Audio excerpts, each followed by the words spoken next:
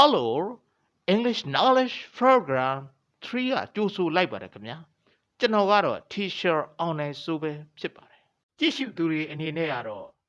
အင်္ဂလိပ်ဘာသာစကားကိုအနည်းနဲ့အများဆိုသလိုလေ့လာဖူးကြတဲ့သူတွေပဲဖြစ်ကြမယ်လို့ကျွန်တော်ယုံကြည်ပါတယ်အင်္ဂလိပ်စာကိုကျွမ်းကျင်တဲ့လူတွေလည်းပါနိုင်ပါတယ်အင်္ဂလိပ်စာလေ့လာကြတဲ့လူတွေပဲဖြစ်ဖြစ်အင်္ဂလိပ်စာကိုကျွမ်းကျင်ကြတဲ့လူတွေပဲဖြစ်ဖြစ်ဒီလိုဝတ်ကြမျိုးကိုတွေ့ဘူးပါတလား English knowledge အစီအစဉ် Pankram ဆိုတာကတော့ပါလေဆိုရင် a sentence that contains every letter of the English alphabet from A to Z A ကနေ Z အထိအခရာအားလုံးပါဝင်တဲ့ဝက်ကြကိုပြောချင်တာဖြစ်ပါတယ် Pankram ဆိုတာကအင်္ဂလိပ်အခရာ A ကနေ Z အထိအခရာအားလုံးပါဝင်တဲ့ဝက်ကြဒီလိုဝက်ကြကို Pankram လို့ပြောတာဖြစ်ပါတယ်ကဲပြီးကြည့်အောင်ဒီအောက်မှာ Pankram တစ်ခုရေးပေးထားပါတယ် The quick brown fox jumps over the lazy dog ပြောချင်တာတော့ the quick ဆိုတာကတော့မြန်သော brown အညူရောင် fox ဆိုတာကမြေခွေးမြန်တဲ့အညူရောင်မြေခွေးဟာ jumps over အပေါ်မှာခုန်တက်လေဘယ်အပေါ်မှာခုန်တက်လဲဆိုတော့ the lazy duck ပြင်းနေတဲ့ခွေးပေါ်မှာခုန်တက်တယ်ပေါ့နော်ကဲဒါဆိုရင်ခွေးရပြင်းပြင်းနဲ့နေမယ်ပေါ့အဲ့ပေါ်မှာအညူအောင်မြေခွေးကခုန်တက်တယ်ပေါ့နော်sentence လေးကတော့ sample ဖြစ်ပါတယ်နော်ကြည့်ရတာလွယ်လွယ်လေးပဲဒါပေမဲ့လွယ်တယ်ဆိုပေမဲ့ Pankram ဖြစ်အောင်ရေးထားတဲ့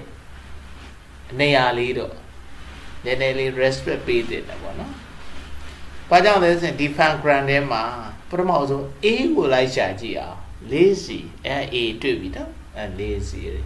A က lazy ပါကဲနည်းနည်းလေးပုံမြင်ရအောင်နည်းနည်းဇုံးကိုနည်းနည်းလေးချဲ့လိုက်ဟုတ်ပြီ A ကိုတွေ့ပြီး B ကိုလိုက်ရှာကြည့်အောင် B က brown မှာ B ပါတွေ့ပါပြီပြီးရင် C ကိုလိုက်ရှာကြည့်အောင်နော်C ဒီမှာတွေ့ပါပြီ C ပြီးရင် D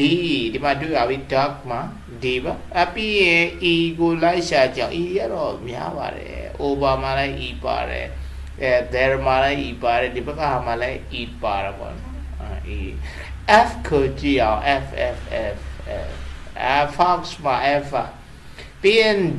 ကြည့်အောင် G ကိုရှာကြည့်အောင် G dark မှာ G GB and H ကိုလိုက်ကြည့်အောင် H ကဒီမှာတွေ့ပါပြီ H ပြီးရင် R တွေ့ပါပြီ I ပြီးရင် J တွေ့ပြီ J ပြီးရင် K ကဘယ်ရောက်သွားတော့တွေ့ပြီ quick မှာ K ပါနော် K ပြီးရင် L ကိုလိုက်ကြည့်အောင် lazy L ဟုတ်ပြီပြီးရင် M ကိုကြည့်အောင် M ဒီမှာတွေ့ပြီ M ပြီးရင်နောက်က N ကိုကြည့်အောင် brown မှာ N ပေါ့နော် N ပြီးရင် O over မှာ over မှာ over O ပြီးရင် F ကိုကြည့်အောင် F jumps မှာ F Q ကြည့်အောင်ဒီမှာ Q R ကိုရှာကြည့်အောင် brown မှာ R S ကိုရှာကြည့်အောင်ဒီမှာ jumps မှာ S ပါပြီးရင် T ကိုကြည့်အောင် T ကဒီမှာအများကြီးပါပဲ article there မှာလည်း T ဒီဘက်ကဟာမှာလည်း T ပြီးရင် U jumps မှာ U ပါပါတယ်U ပြီးရင် V over မှာ V ပြီးရင် W brown မှာ W ပြီးရင် X ဆိုတော့ဒီမှာ fox မှာ X ပါပြီးရင် Y Warren got one lazy my Warren why P and Z က lazy မှာလည်းပဲ Z ပေါ့နော် X Y Z ဒါဆိုရင် the quick brown fox jumps over the lazy dog ဆိုတဲ့ sentence မှာ extra A ကနေ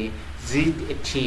ပါဝင်တာတွေ့ရပါတယ်ဒါကြောင့်သူ့ကို pangram လို့ခေါ်ပါတယ်ကြည့်ရှုသူတွေအနေနဲ့အင်္ဂလိပ် extra A ကနေ Z အထိပါတဲ့ pangram လေးတွေ pangram sentence လေးတွေကိုသိထားတယ်ဆိုရင်ကျွန်တော်ရဲ့ comment အောက်မှာရေးပေးခဲ့ပါဦးခင်ဗျာအားလုံးလည်းဘုဟုတုတတိုးပွားကြတာပေါ့အင်္ဂလိပ်စာလေ့လာရင်ပျော်ရွှင်ကြပါစေ